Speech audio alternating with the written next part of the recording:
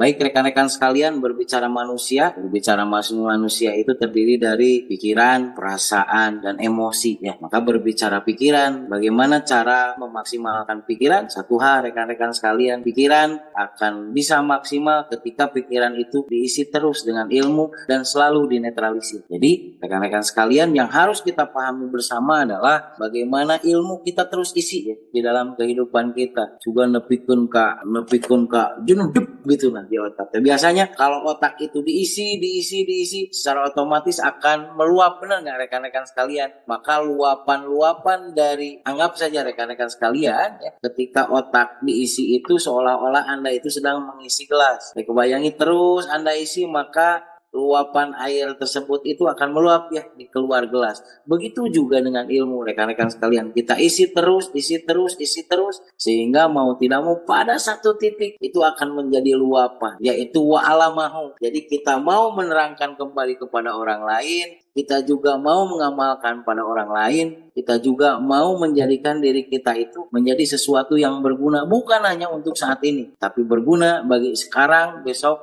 dan di kemudian hari. Nah, perlu dipahami lagi rekan-rekan sekalian dalam berproses. Kalau berbicara tadi kata Mas Roni bilang bahwa dimensi 2 dimensi dan 3 dimensi itu dimensi setan sebetulnya rekan-rekan sekalian. Karena biasanya rekan-rekan sekalian ketika seseorang tidak punya posisi, ketika seseorang itu dievaluasi, biasanya orang itu menolak ya. Kebanyakan, makanya kalau tadi kata Mas Roni bilang ya, kalau satu dimensi ketika orang itu masuk ke game, nah orang tersebut itu mau diarahkan. Nah kemudian dia sudah serkom ceritanya, sudah ada standarisasi. Nah mulai ini orang tersebut mau gerak sendiri, tidak mau bertanya, malas lah dan kayak dititah wae, gitu kan. Nah itulah di 2 dimensi itu rekan-rekan sekalian. Dan biasanya di posisi ketiga setelahnya seseorang itu mempunyai berbagai kecakapan, ketika orang tersebut tidak di posisi, maka biasanya orang tersebut itu mempertanyakan. Nah di dimensi 2 dan 3 itulah disebut dimensi setan ya.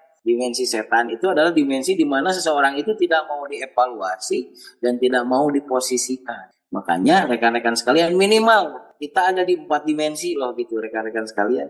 Orang-orang yang 4 dimensi itu adalah orang-orang yang eksistensi. Dia mempunyai intuisi dan dia mau berekspresi. Intuisi dan ekspresi. Ketika seseorang itu mau mempunyai intuisi dan dia mau berekspresi, maka dia akan menunjukkan eksistensi. Itulah orang yang berdimensi gitu. Jadi sekali lagi, seseorang akan menjadi selalu istimewa itu adalah ketika seseorang itu mempunyai intuisi, kemudian dia berekspresi, nah maka dia akan mempunyai eksistensi. Bagaimana Anda berekspresi? Apa yang harus Anda lakukan ketika Anda berekspresi? Yang harus kita lakukan dalam berekspresi itu adalah sebuah edifikasi. Edifikasi itu adalah memberi nilai positif pada sesuatu atau seseorang. Oke, apa yang harus kita lakukan dalam ekspresi? Yang harus kita lakukan dalam ekspresi adalah bagaimana kita berarti menjaga gestur kita dan bagaimana kita juga mengedifikasi dari mulai produk kita, guru kita, kemudian juga ilmu kita dan lain sebagainya, seolah-olah kita bercerita mengenai orang lain pada orang lain. Padahal kita mau bercerita diri kita pada dirinya gitu. Bisa dipahami ya rekan-rekan sekalian ya. Jadi isi daripada ekspresi itu harus edifikasi. Maka itulah orang-orang yang selalu menjaga intuisi. Orang-orang yang edifikasi dengan berekspresi dan mengedifikasi, itulah orang-orang yang mempunyai intuisi.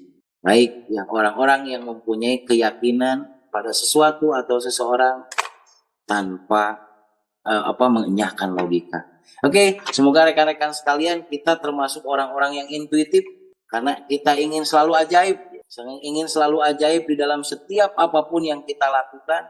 Bahkan kita ingin ya selalu berguna bagi orang dimanapun, kapanpun, dan dengan siapapun. Dan ketika ada orang lain yang berkata bahwa Anda itu sedang melakukan yang salah, evaluasi oleh diri kita. Karena rekan-rekan sekalian, apapun yang kita lakukan di lapangan, sebaik apapun yang kita lakukan di lapangan, tidak semua orang itu mau menerima kita. Nah, ketika kita ada cacian, makian, ataupun tantangan, teguh bertahanlah. Lakukan terus aplikasi karena kita akan selalu mendapatkan impian yang diimpi dari apa yang kita apsi. Terima kasih rekan-rekan sekalian atas semua perhatiannya. Semoga rekan-rekan sekalian selalu ajaib dengan intuisinya, selalu jaga intuisi karena itulah keyakinan, karena itulah mutakid ya. Karena perlu dipahami setiap orang-orang yang mutakin itu selalu akan banyak keajaiban. Sekali lagi terima kasih. Billahi taufiq wal hidayah. Wassalamualaikum warahmatullahi wabarakatuh.